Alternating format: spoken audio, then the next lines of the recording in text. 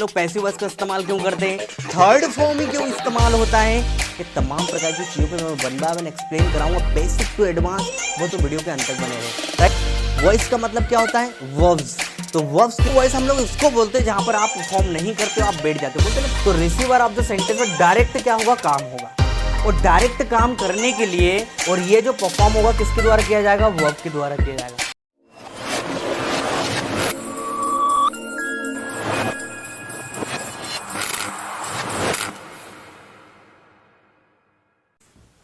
Hey very warm good evening to all of you once again. Welcome you to on my YouTube channel RDK English. I hope you all are actually doing well. आज बहुत ही interesting topic शुरू करने वाले, जैसे कि आपने thumbnail देख लिया होगा दोस्तों। Today we are going to discuss about passive voice. Basic to advance चलेंगे दोस्तों। मैं डायरेक्ट आपको एक्सरसाइज सोल्व कराने वाला नहीं हूँ। कुछ बच्चे ऐसे होते हैं बस तुम तो एक्सरसाइज बता दो बाकी सब छोड़ो। बेटा बेसिक टू एडवांस मतलब आपको जड़ बताऊंगा पैसिव वॉइस की, समझ में आ रहा है। बेसिक टू एडवांस चलेंगे हम लोग, ए टू जेड हर एक बारीकी से, हर एक बारीक चीज़ों पे हम लोग क्या करेंगे दोस्तों, डिस्कस करेंगे। पैसिव वॉइस में आपको डिटेल में पढ़ाऊंगा, ऊपर ऊपर नहीं पढ़ाने वाला हूँ। राइट, तो जैसे कि आज आप लोगों ने थंबनेल देख लिया होगा, आज हम लोग इंट्रोडक्शन के तौर पर पैसिव वॉइस की बात करने वाले। और इंट्रोडक्शन के तौर पर पैसिव वॉइस में उन तमाम कीवर्ड्स के ऊपर मैं चर्चा करना चाहूँगा जो बचपन से आज तक कई लोगों को कंफ्यूज करती है चीज़ें। जैसे कि हम लोग पैसिव वॉइस का इस्तेमाल क्यों करते हैं, थर्ड फॉर्म ही क्यों इस्तेमाल होता है, दूसरा फॉर्म इस्तेमाल क्यों नहीं होता है, और पैसिव वॉइस की जरूरत क्यों है, पैसिव वॉइस की ज़रूरत क्यों है, और किन किन वेरिएशन में, किन किन कंडीशन में हम लोग पैसिव वॉइस का इस्तेमाल कर सकते हैं, और स्पोकन में पैसिव वॉइस का किस तरीके से इस्तेमाल करके इंग्लिश को और बेहतर कम शब्दों में ज़्यादा बात बोली जा सके। तो वो ऐसी कौन सा तरीका है जिससे पैसिव वॉइस का हम लोग स्पोकन में इस्तेमाल कर सके। ये तमाम प्रकार की चीज़ों पर मैं वन बाय वन एक्सप्लेन कराऊंगा, बेसिक टू एडवांस, बहुत बारीकी से लेके चलूंगा दोस्तों, वीडियो के अंत तक बने रहे। राइट, तो आज हम लोग चर्चा करना है इंट्रोडक्शन ऑफ पैसिव वॉइस। जैसे आपने थंबनेल देख लिया होगा और आप यहाँ पर भी देख पा रहे हो। राइट, चलिए अब ये तमाम प्रकार की क्वेश्चन जो आप बोर्ड पर देख रहे हो, सबसे पहला क्वेश्चन जो आपका बनता है दोस्तों, what is a passive voice, actually है क्या पैसिव वॉइस। राइट, दूसरा why do we use passive voice, passive voice का इस्तेमाल क्यों करते हैं, and why do we use third form of verbs in passive voice, ये थर्ड फॉर्म का इस्तेमाल ही क्यों करते हैं, कोई दूसरी वर्ब का इस्तेमाल क्यों नहीं करते, बताऊंगा, बहुत बारीकी से बताऊंगा दोस्तों।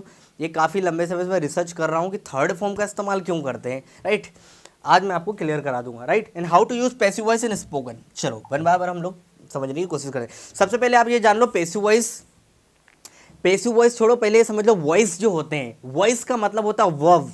वॉइस का मतलब क्या होता है, वर्ब्स। तो वर्ब्स के द्वारा किया गया एक्शन को भी हम लोग वॉइस बोलते हैं। वर्ब के द्वारा किए गए एक्शन को ही हम लोग क्या बोलते हैं, वॉइस। तो वॉइस हमारे दो प्रकार के होते हैं। वॉइस कितने होते हैं दोस्तों, दो प्रकार के वॉइस होते हैं, एक एक्टिव वॉइस होता है और दूसरा होता है आपका passive voice. I would repeat my word, एक एक्टिव वॉइस होता है, दूसरा आपका होता है पैसिव वॉइस। एक्टिव वॉइस जहां पर आपके ये जो सब्जेक्ट हैं, आई वी यू दे, ये तमाम प्रकार के सब्जेक्ट जहां पर एक्टिव मिल जाए, आपको काम करते मिल जाए। जैसे मैं गाना गाता हूँ, तुम गाना गाते हो, तुम गा सकते हो, तुम जा सकते हो, वह बोल सकती है, मैं पढ़ा सकता हूँ, तुम आ सकते हो। ठीक है ना, ये तमाम प्रकार के सेंटेंस में आपको एक बात समझ में आ रही है कि आई जो है वो तमाम प्रकार के सेंटेंस में एक्टिव है। तो ऐसे सेंटेंसेस जहां पर सब्जेक्ट एक्टिव हो उसको हम लोग बोलते हैं एक्टिव वॉइस। जरूरी नहीं कि टेंस ही एक्टिव वॉइस होते, कुछ भी हो सकता है। जहां पर बस आपको सब्जेक्ट एक्टिव मिल जाए, काम करता हुआ दिख जाए, तो समझ जाना वो क्या है, passive voice, I mean active voice. लेकिन इसका एकदम उल्टा होता है पैसिव वॉइस, जहां पर ये जो सब्जेक्ट होते हैं ये एक्टिव नहीं रहेंगे। यहां पर ये जो सब्जेक्ट हैं आपके ये एक्टिव नहीं होते हैं। फिर एक्टिव कौन होता है भैया, पैसिव वॉइस में आपके जो सब्जेक्ट होते हैं दोस्तों वो एक्टिव नहीं होते। तो फिर परफॉर्म कौन करता है, यहां पर दोस्तों परफॉर्म करती है वर्ब। परफॉर्म कौन करती है, वर्ब यहां पर परफॉर्म करती है। ये बात ध्यान से समझ लेना। अभी तो मैं आपको बता रहा हूं कि एक्टिव वॉइस क्या होता है और पैसिव वॉइस क्या होता है। पैसिव वॉइस हम लोग उसको बोलते हैं जहां पर आप परफॉर्म नहीं करते हो, आप बैठ जाते हो। बोलते हैं ना पैसिव इनकम कमाना चाहता हूं, कुछ ऐसा धंधा करना चाहता हूं कि मैं बैठ जाऊं और इनकम आती रहे। तो वो किस प्रकार की इनकम आप जनरेट करना चाहते हो, पैसिव इनकम जिसको हम लोग बोलते हैं। राइट, जहां पर आपको काम करना ना पड़े और काम होता रहे। तो पैसिव वॉइस में क्या होगा, सब्जेक्ट काम नहीं करता लेकिन काम किया जाएगा। अब कौन काम करेगा आगे चर्चा करते हैं। तो अभी एक मोटे मोटे तौर पे एक बात समझ में आई कि पैसिव वॉइस में सब्जेक्ट एक्टिव नहीं होता है, सब्जेक्ट एक्टिव नहीं होता है, इतनी बात क्लियर। आगे बढ़ते चलिए, अब देख रहे हैं कि हम लोग पैसिव वॉइस का इस्तेमाल करते क्यों हैं। पैसिव वॉइस का इस्तेमाल इन कुछ कारणों की वजह से हम लोग पैसिव वॉइस का इस्तेमाल करते हैं। अब वो कारण कौन कौन से भी आप ध्यान से समझने की कोशिश करो। सबसे पहली बात तो ये है, पैसिव वॉइस का इस्तेमाल हम लोग तब करते हैं जब जो सब्जेक्ट है या स्पीकर बोल दो, जो बोलने वाला है, जो सब्जेक्ट है, जो करता है, वो अननोन हो। I would repeat my word, speaker और सब्जेक्ट ये दोनों एक ही बात है, मैंने दोनों शब्द लिख दिया, मतलब काम करने वाला, बोलने वाला, ये अननोन हो। अननोन से मेरा मतलब है जिसको आप नहीं जानते हो। ये अनआइडेंटिफाइड हो, जिसको पता नहीं कि है कौन, आप पहचान नहीं पा रहे हो। ऑब्वियस हो, कभी कभार आप मान लेते हो कि काम किसने किया है। जब आपको सब्जेक्ट को मेंशन करना इंपॉर्टेंट ना हो, इन चार आप पॉइंट्स देख रहे हो, इनकी वजह से हम लोग पैसिव वॉइस का इस्तेमाल करते हैं। इन चारों पॉइंट्स को वन बाय वन समझने की कोशिश करते हो। सर आपने बोला अननोन मतलब समझ नहीं आया, अनआइडेंटिफाइड समझ नहीं आया, ऑब्वियस का मतलब मुझे भी पता हो और आपको भी पता हो कि काम किसके द्वारा किया गया, तो उसको मेंशन कराने की जरूरत नहीं है। पैसिव वॉइस का इस्तेमाल, देखो सेंटेंसेस से समझने की कोशिश करो। इन्हीं चार बिंदुओं के आधार पर मैंने कुछ सेंटेंसेस लिखे, इनको समझने की कोशिश करो, बहुत आसान है, समझो। देखो example, my car was stolen, मेरी कार को चुरा लिया गया है। अब मैंने, अगर मैं यहाँ पे लिखता हूँ बाय मी, मेरे द्वारा चुरा लिया गया है, तो ये आपने यहाँ पे क्या क्या कर दिया भैया, सब्जेक्ट को मेंशन कर दिया, मतलब किसके द्वारा वो काम हुआ है। तो पैसिव वॉइस में हम लोग क्या करते हैं, हमें ये मेंशन कराने की ज़रूरत नहीं है कि कार किसने चुराई। यहाँ पर आपको समझ में आ रहा है कि जिसने कार चुराई वो क्या है, अनआइडेंटिफाइड, जिसको आप नहीं जानते हो, अननोन है वो व्यक्ति। जिसने कार चुराई वो क्या है, अननोन है, राइट। जब आपको पता नहीं कि काम किसने किया, तब हम वहां पे पैसिव वॉइस का इस्तेमाल करते हैं। तो यहां पर एक बात समझ में आ रही है कि my car was stolen, car को चुरा लिया गया, लेकिन किसने चुराया वो व्यक्ति के बारे में आपको नहीं पता, वो अननोन है। समझ में आ रहा है पहला point. English is taught on RDK English YouTube channel, ये ऑब्वियस है। ऑब्वियस का मतलब होता है भैया आपको पता है कि कौन पढ़ाता है English. English is taught on RDK English वाले YouTube channel. RDK English YouTube channel पे अंग्रेजी पढ़ाई जाती है। अब तुमको पता कौन पढ़ाता है, this is one and only Raj Meena. आप सभी जानते हो, मैं भी जानता हूँ, आप भी जानते हो कौन पढ़ा रहा है, ठीक है ना। तो हमको उसको बाय लगा के लिखने की जरूरत नहीं है, वो ऑब्वियस है। ऑब्वियस मतलब आपको भी पता है कौन है, मुझे भी पता है कौन है, राइट। तीसरा, the thief was arrested last night, चोर को गिरफ्तार किया गया पिछली ही रात। ये इंट्रोडक्शन के तौर पे बता रहा हूं भैया किन किन कंडीशन में हमको इस्तेमाल करते हैं। अब यहां पर एक बात बताओ, क्या मुझे लिखना पड़ेगा बाय पुलिस, बाय पुलिस करके मेंशन करा दो कि किसने चोर को अरेस्ट किया? आपको पता है कि भाई जो चोर है उसको कौन अरेस्ट करेगा, पुलिस ही अरेस्ट करेगी। जब आपको पता है तो लिखने की जरूरत नहीं है, आप मान लो, ठीक है ना। स्पीकर और लिसनर के लिए जब कोई चीज़ क्या हो दोस्तों, स्पीकर और लिसनर के लिए जब कोई चीज़ क्या ऑब्वियस हो, तो हम लोग वहाँ पर बाय का इस्तेमाल नहीं करते। तो पैसिव वॉइस का इस्तेमाल इन कारणों से हम लोग करते हैं। जैसे कि हम लोगों ने इसमें पढ़ा था कि ये जब आपको नहीं पता कि काम किसने किया, आप उसको नहीं जानते हो, आप जानते हो कि किसने किया, लेकिन फिर भी आप उसका नाम मेंशन नहीं करते हो, और आपके लिए जिसने काम किया उसको लिखना इंपॉर्टेंट नहीं है, उसका नाम लिखना इंपॉर्टेंट नहीं है। जैसे मैंने कहा ये वाला, ये पॉइंट देखो, जैसे मैंने बोला cars are sold here, car यहां पर बेची जाती है। अब मेन मुद्दा क्या है हमारा, कार पे फोकस करना है हमको। कौन बेचता है, कौन सी कंपनी द्वारा बेची जाती है, इस पे हमको इंपॉर्टेंट नहीं है, उसका नाम लिखना इंपॉर्टेंट नहीं है। बस हमको मेन मुद्दा, मेन एक्शन पे फोकस करना है कि काम क्या किया जाता है, उस काम पे फोकस करना है। ये बताने के लिए हम लोग जनरली पैसिव वॉइस का इस्तेमाल करते हैं, राइट। ये तो मोटे मोटे तौर पे कुछ चीजें हो गई कि हम लोग पैसिव वॉइस का इस्तेमाल क्यों करते हैं। जब आपको नहीं पता कि काम किसके द्वारा किया गया, जब आपको पता है कि काम किसके द्वारा किया गया लेकिन आप उसको मेंशन नहीं करा, तो तब पैसिव वॉइस का इस्तेमाल करते हैं। जब आपको किसके द्वारा कोई काम किया गया उसको लिखने की जरूरत नहीं है, कोई भी कंपनी का नाम, जैसे मैंने बोला bikes are sold here, Hero Honda मैंने यहाँ पे लिख दिया, तो मुझे लिखने की जरूरत नहीं है, मुझे मेन फोकस है मेरा बाइक्स पर, राइट। चलिए मैं आगे बढ़ता हूँ। अब हमारा जो एक क्वेश्चन जो बचपन से हमारे दिमाग में स्टकिंग है कि हम लोग पैसिव वॉइस में एक्चुअली वर्ब का थर्ड फॉर्म ही क्यों लगाते हैं, why do we use third form of verb in a passive voice. ये क्वेश्चन बचपन से मुझे लगता है आपके दिमाग में स्टकिंग है और आज तक इसका आंसर नहीं मिला। जब भी हम लोग क्वेश्चन पूछने की कोशिश करते हैं तो कुछ टीचर बोलते हैं कि भैया यूनिवर्सल ट्रुथ है, वर्ब का थर्ड फॉर्म मतलब परमानेंट लगाना है। अरे भैया ये क्या बदतमीजी यार, वर्ब का थर्ड फॉर्म परमानेंट लगाना है, ये कोई आंसर नहीं है दोस्तों। इसका आंसर क्या होगा समझने की कोशिश करो। देखो वर्ब का थर्ड फॉर्म क्यों लगाते हैं, किताबों में लिखा हुआ है कि एक्टिव वॉइस में, मतलब ये वाला सेंटेंस आपका एक्टिव वॉइस का मतलब टेंस का है, और ये पैसिव वॉइस का है, ठीक है। एक्टिव वॉइस में क्या बोला मैंने, एक्टिव वॉइस में एक्टिव वॉइस में सब्जेक्ट क्या होता है भैया, एक्टिव होता है। अब जो भी परफॉर्म कर रहा, अब आई ने क्या करा, मारा, किसको मारा, एक शेर को मारा। आई किल्ड अ लॉयन, मैंने एक शेर को मारा। मैंने क्या किया, एक एक्शन किया। कौन सा एक्शन किया, मारने का एक्शन किया। तो मैंने जब एक्शन किया तो मैं इस सेंटेंस में क्या हूं, एक्टिव हूं। क्या हूं, एक्टिव हूं, मतलब काम कर रहा हूं। तो भैया एक्टिव वॉइस में क्या होता है कि जो परफॉर्म होता है, जो एक्शन होता है, वो सब्जेक्ट के द्वारा किया जाता है। इसलिए टेंस, मॉडल्स, किसी भी ग्रामर के वेरिएशन में जो वर्ब होती है वो सब्जेक्ट के अनुसार बदलती चली जाती है। जैसे I killed a lion, I kill a lion, I will kill a lion. देखो first form, second form, first form बदलता चला जा रहा है। किसके अकॉर्डिंग, ये सब्जेक्ट के अकॉर्डिंग कि सब्जेक्ट ने अपना एक्शन कहाँ किया, अभी प्रेजेंट में किया तो आई किल, पास्ट में किया तो किल्ड, और फ्यूचर में करेगा तो विल किल, और कॉन्टिन्यूस में आई एम किलिंग। लेकिन लेकिन लेकिन लेकिन ये बात समझ में आ गई भैया कि भैया एक्टिव वॉइस में जो एक्शन होता है वो किसके द्वारा किया जाता है, सब्जेक्ट के द्वारा किया जाता है। किसके द्वारा किया जाता है, सब्जेक्ट के द्वारा किया जाता है। इसलिए वर्ब सब्जेक्ट के अकॉर्डिंग कोई सा भी फॉर्म ले सकती है। प्रेजेंट में है तो फर्स्ट फॉर्म, पास्ट में तो सेकंड फॉर्म, और फ्यूचर में है तो फर्स्ट फॉर्म, कॉन्टिन्यूस में तो आईएनजी लगा दो, परफेक्ट में थर्ड फॉर्म लगा दो, राइट। लेकिन पेसिव वॉइस में, अब पेसिव वॉइस में इधर तो ये काम कर रहा है, लेकिन पेसिव वॉइस में इसने काम किस पे किया, शेर को मारने का काम किया। किसको मारने का काम किया, शेर को मारने का काम किया। अब ये जो है इसको, इस पे ही काम होगा पेसिव वॉइस में। पेसिव वॉइस में क्या होगा, मैंने बोला कि आई टॉट यू, मैंने तुम्हें पढ़ाया। लेकिन पेसिव वॉइस में क्या होगा, अब पेसिव वॉइस में क्या होगा, ऑब्जेक्ट पे क्या होगा भैया, काम होगा। अब इधर समझ लेना, पेसिव वॉइस में क्या होगा, ऑब्जेक्ट पे, रिसीवर पे क्या होगा, एक्ट होगा।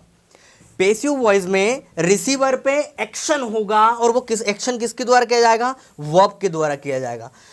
तो पेसिव वॉइस में क्या होगा, acted upon by the verb, a subject which is acted upon by the verb, ऐसा सब्जेक्ट जिस पे वर्ब के द्वारा एक्शन किया जाए। आई वुड रिपीट भैया, पेसिव वॉइस में क्या होगा, जो भी ऑब्जेक्ट होगा उस पे एक्शन होगा, उस ऑब्जेक्ट पे एक्शन होगा, उसको डायरेक्ट, उसको क्या किया जाएगा, एम्फसाइज किया जाएगा। और उसको एम्फसाइज करने के लिए हम लोग क्या लगाते हैं, वर्ब का थर्ड फॉर्म लगाते हैं। सर ऐसा क्यों, फिर से समझ लो, बहुत बारीकी से समझ लो, प्यार से समझ लो भैया, बहुत अच्छे से समझा रहा हूं। देखो फिर से समझ लो, देखो इधर मैंने बोला आपको कि इधर आई ने एक्शन किया तो वर्ब अपने फॉर्म बदलती चली जाएगी। लेकिन यहां पर जिस पे काम हुआ उसी पे क्या हो रहा भैया, आई ने काम किस पे किया, शेर पे, मारने का काम किया, ठीक है ना, आई ने एक्शन किया। लेकिन यहां पर आई का एक्शन जहां खत्म हुआ, मतलब ये जो ऑब्जेक्ट है इसी पे क्या हो रहा है, सीधा काम हो रहा है। इधर तो आई काम कर रहा है, फिर उसको रिसीव कौन कर रहा है, लॉयन कर रहा है। यहां पर डायरेक्ट किस पे एक्शन किया जा रहा है, लॉयन पे किया जा रहा है। किस पे किया जा रहा है, ऑब्जेक्ट पे। इसको बोलते हैं रिसीवर। क्या बोलते हैं, अगर आप टेक्निकल बोलूँ मैं, अगर बुकिस लैंग्वेज बोलूँ तो रिसीवर ऑफ द सेंटेंस। तो रिसीवर ऑफ द सेंटेंस में डायरेक्ट क्या होगा, काम होगा। और डायरेक्ट काम करने के लिए, और ये जो परफॉर्म होगा किसके द्वारा किया जाएगा, वर्ब के द्वारा किया जाएगा। पेसिव वॉइस में ऑब्जेक्ट पे डायरेक्ट एक्शन कौन करती है, वर्ब करती है। पेसिव वॉइस में ऑब्जेक्ट पे डायरेक्ट परफॉर्म कौन करती है, वर्ब करती है। इसलिए वर्ब का थर्ड फॉर्म लगाते हैं। सर समझ आया थोड़ा थोड़ा, और आधा नहीं आया समझ में, आधा आया। देखो मैंने बोला अ लॉयन वॉज किल्ड, शेर को मारा जाता है, तो शेर पे सीधा एक्शन हुआ। किस पे हुआ भैया, लॉयन पे क्या हुआ, डायरेक्ट एक्शन हुआ। मेरा एक्शन किस पे हुआ, लॉयन पे मैं डायरेक्ट एक्शन कर रहा हूं। तो यहां पर ये जो वर्ब होती है, फिर से समझ लीजिए, जो वर्ब होती है क्या करती है, रिसीवर पे परफॉर्म करती है, रिसीवर के ऊपर डायरेक्ट एक्शन करती है। इसलिए थर्ड फॉर्म लगाते हैं। अगर आप चाहते हो सर सेकंड फॉर्म भी तो आ सकता है, सेकंड फॉर्म से वर्ब अपना एक्शन नहीं दिखा सकती ऑब्जेक्ट के ऊपर। वर्ब का थर्ड फॉर्म पास्ट पार्टिसिपल ही रिसीवर पे क्या कर सकता है, एक्शन कर सकता है। अगर मुझे देखो, हम सेकंड फॉर्म लगा के देखते हैं। अ लॉयन वॉज, यहां पर किल्ड और second form third form same होते हैं, तो हम लोग यहां पे ऐसे कर लो, अ लॉयन वॉज, ये कॉट कर लेते हैं, क्या कर लेते हैं, कॉट, कैच कॉट कॉट, ये भी सेम हो जाएंगे। दूसरा एग्जांपल ले लेते, उससे बेहतर होगा। मैंने बोला इंग्लिश इज स्पोक। अगर आप बोलो सेकंड फॉर्म से हो सकता है, इंग्लिश इज स्पोक।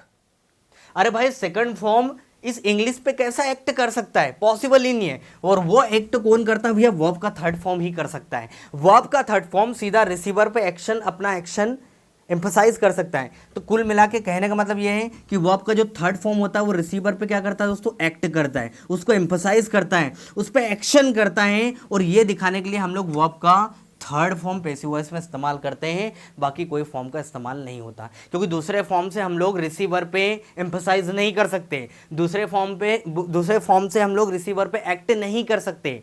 अगर वर्ब जब एक्शन कर रही है, वर्ब अपने आप में रिसीवर पे क्या कर रही है दोस्तों, एक्शन कर रही है, उस पर एक प्रकार से उसको एम्फसाइज कर रही है, तो ऐसी कंडीशन में ये वर्ब का थर्ड फॉर्म ही होता है जो ऐसा एक्शन को दिखाता, बाकी कोई फॉर्म नहीं दिखाता। आई होप मेरा पॉइंट आपको क्लियर हो गया होगा। तो इन कारणों से हम लोग वर्ब का थर्ड फॉर्म पैसिव वॉइस में लगाते हैं, कोई दूसरा फॉर्म नहीं लगाते। आई होप मेरा पॉइंट क्लियर हो गया होगा। चलिए, मोटे मोटे तौर पे एक्टिव वॉइस में सब्जेक्ट एक्टिव होता है, इसलिए वो वर्ब का फॉर्म अपने अनुसार कहीं भी चेंज कर लेता है।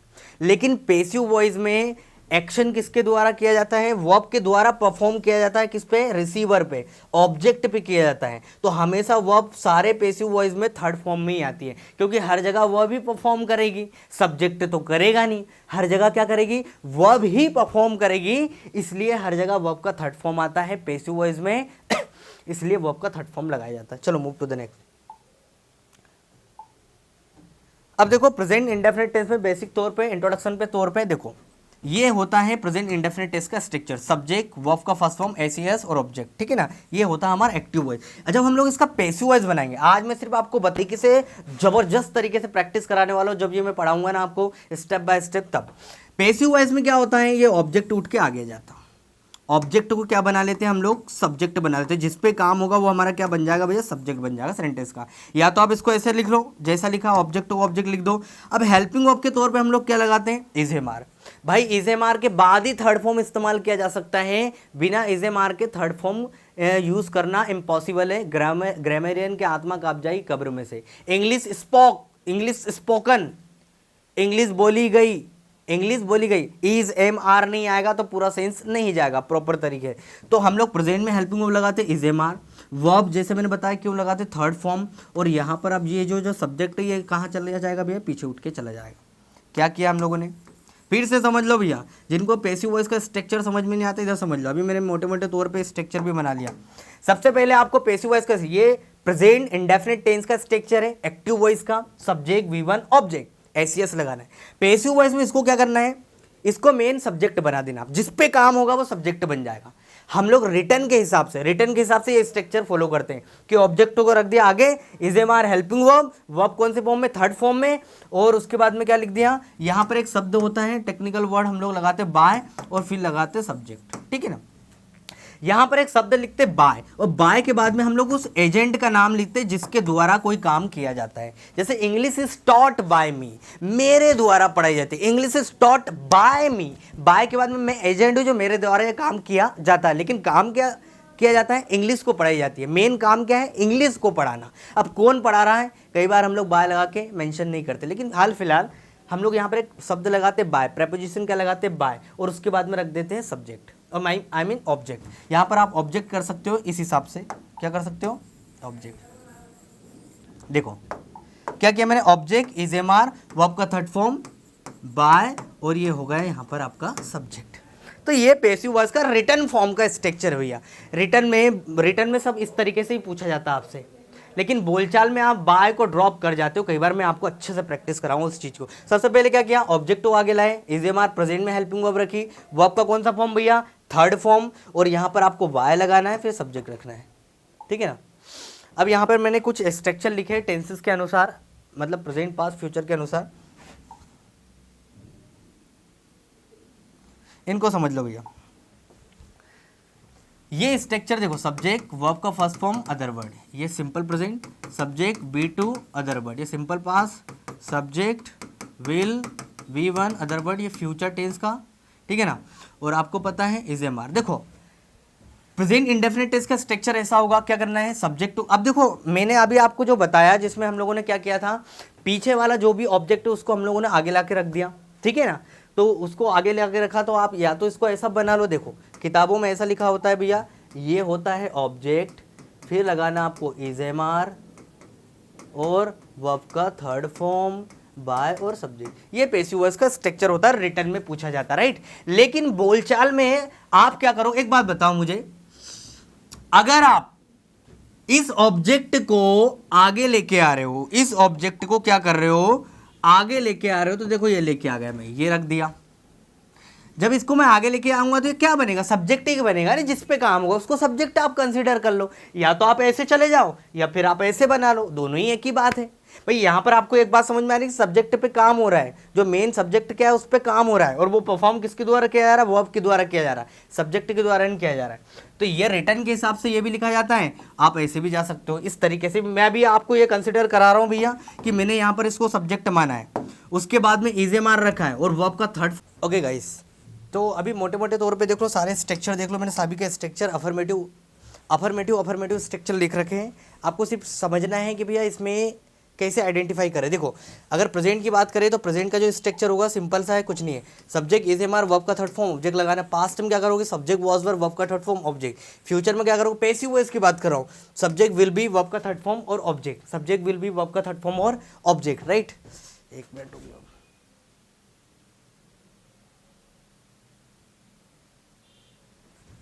फ्यूचर में इधर कंटिन्यूस सब्जेक्ट इसे मार लगाना है, फिर बिंग लगाना, लगातार को शो करने के लिए object, subject was were being, verb का थर्ड फॉर्म ऑब्जेक्ट, राइट।